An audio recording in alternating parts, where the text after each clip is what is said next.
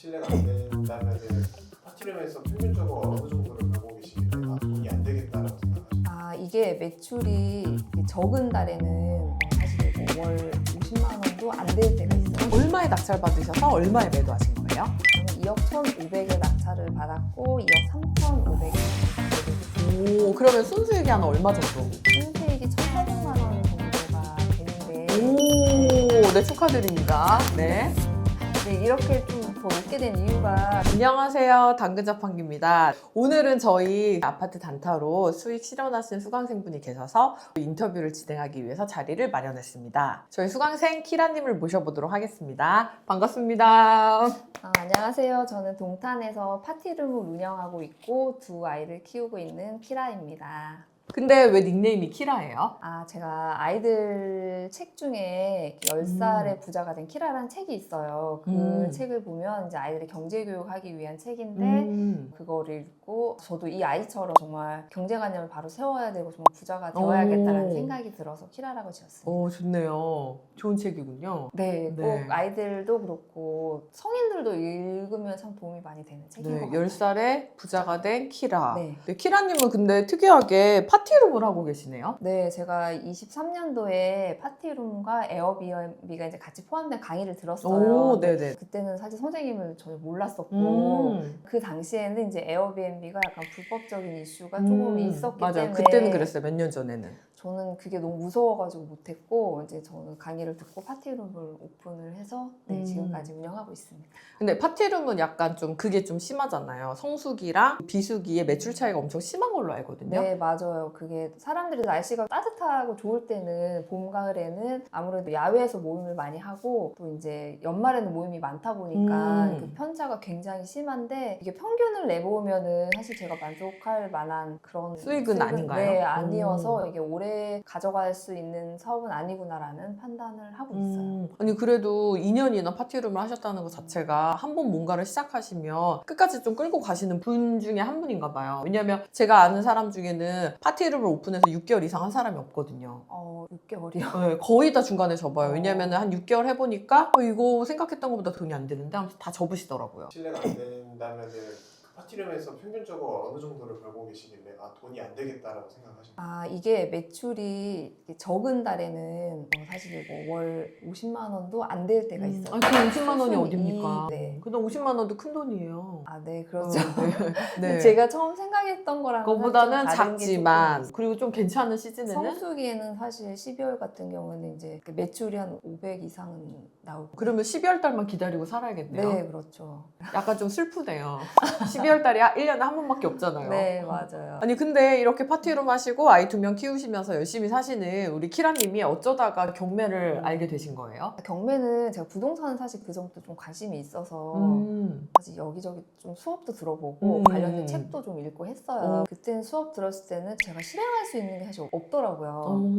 일단은 금액이 좀 커야 되기도 했고 그리고 이제 수업에서 저한테 요구하는 것들이 너무 많아서 임장도 많이 가고 하다 보니까 너무 힘들었어서 맞아. 이제 그냥 그렇게 흐지부지하고 끝냈는데 아이가 나이인 만큼 노후에 대해서 생각을 하지 않을 수가 없다고 생각을 했고 그래서 이것저것 뭔가를 해봐야겠다. 알아보던 중에 이제 경매를 알고 또 이제 선생님을 알게 됐죠.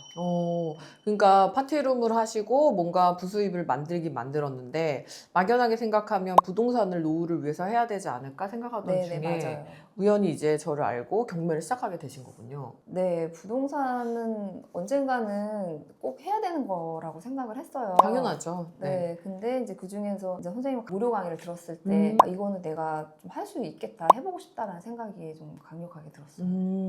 그러면 경매에 대해서 부정적인 인식이 있거나 경매 그거 안 좋은 거 아니야? 이런 얘기는 안 들으셨어요? 처음 시작하셨을 때? 당연히 들었고 제가 선생님 무료 강의 처음 들었을 때 네. 듣고 나서 이거 되게 하고 싶었는데 남편한테 얘기했더니 아직은 때가 아닌 것 같다. 그치, 좀 더 그치. 공부하고 그치, 있을 때 그럼요. 해라. 그래서 사실 그때 수강을 못했어요. 그리고 또 몇 개월이 지나서 또 무료 강의를 하시길래 내가 말로는 설득이 안 되니까 남편한테 그럼 제발 이번엔 같이 들어보자. 그래서 같이. 이틀을 같이 들었어요. 네네네. 듣고 나서 나 이번엔 진짜 해보고 싶다라고 했더니 약간의 마음의 문을 열렸는지 그래 해봐라. 그런데 대충 하면 안 되고 이거는 진짜 위험한 거나 열심히 최선을 해봐라. 다하셔야 된다.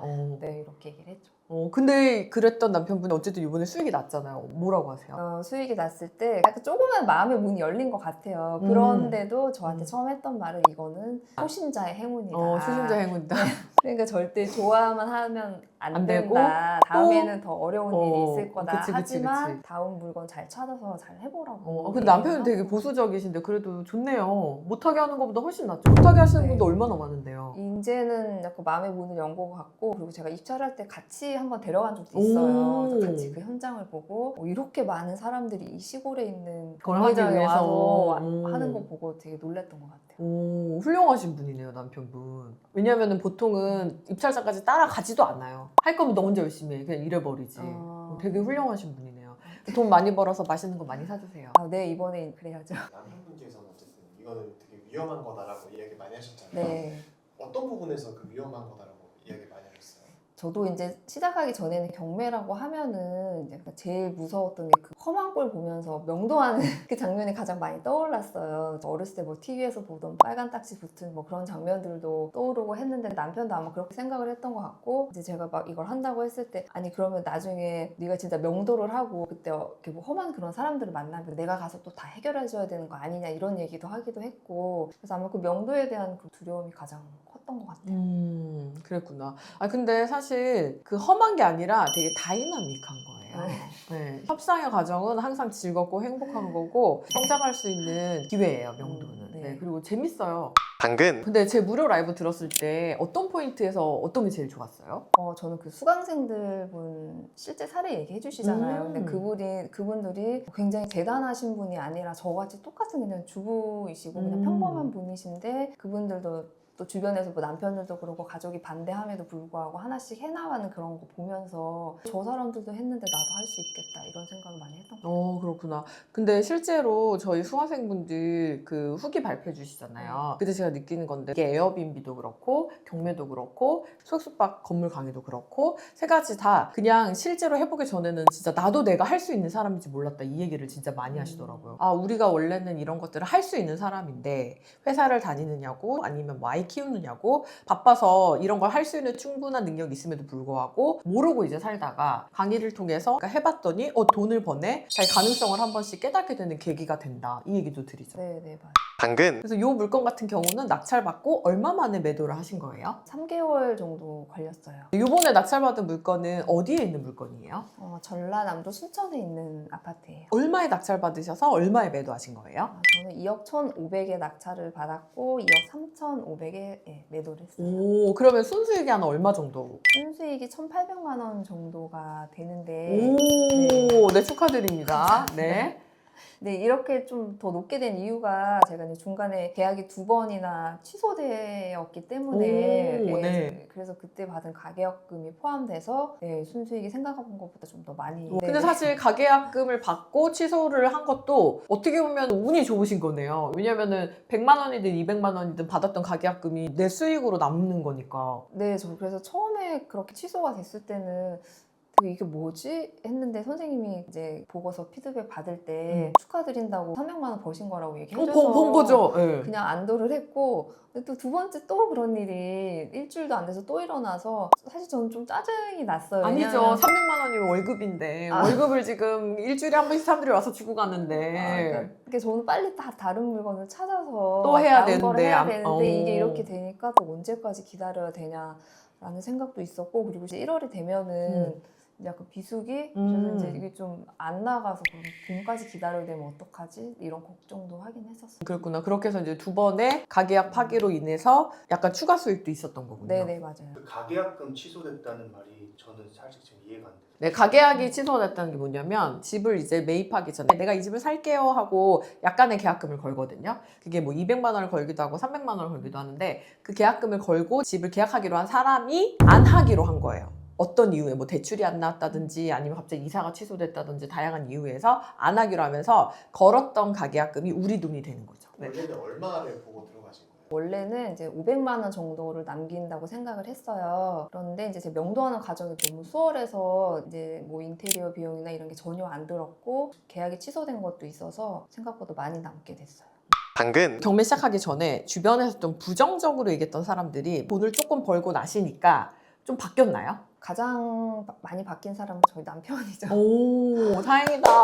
네, 항상 부정적으로 보기만 하고 이제 제가 그래서 뭔가를 공부하고 집을 좀 비우고 이제 입찰하러 가고 이런 경우도 있어야 하고 하니까 그렇게 좀 눈치가 보이긴 했었거든요. 근데 이제는 당당하게 얘기하고 갈 수 있을 것 같습니다. 오, 축하드립니다. 그리고 많이 응원해주세요. 왜냐면 시켜도 안 하는 부인들도 많은데 이렇게 눈치까지 봐가면서 하시는데 남편분이 조금만 네. 기회를 더 주시면 벤츠 타실 수 있어요. 조금만 더 기회를 주십시오.